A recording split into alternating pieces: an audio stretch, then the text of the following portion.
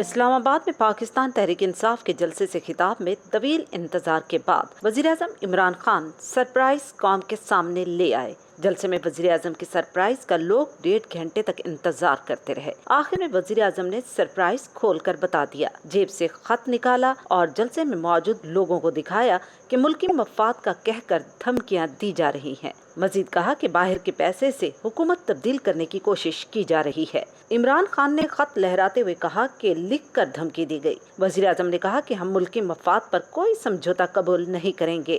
آج پھر وہی سازش ہو رہی ہے جو بھٹو کے خلاف ہوئی تھی۔ سازش کا ہمیں 3 ماہ سے پتہ ہے، باہر سے ہماری حکومت تبدیل کرنے کی کوشش کی جا رہی ہے۔ انہوں نے کہا کہ وہ الزام نہیں لگا رہے، ان کے پاس خط کی صورت میں ثبوت موجود ہیں۔ بہت سی باتیں ہیں، بہت جلد اور مناسب وقت پر سامنے لائی جائیں گی۔ لندن بیٹھا ہوا شخص کس کس سے ملتا ہے، پاکستان میں بیٹھے کردار کس کے کہنے پر چل رہے ہیں۔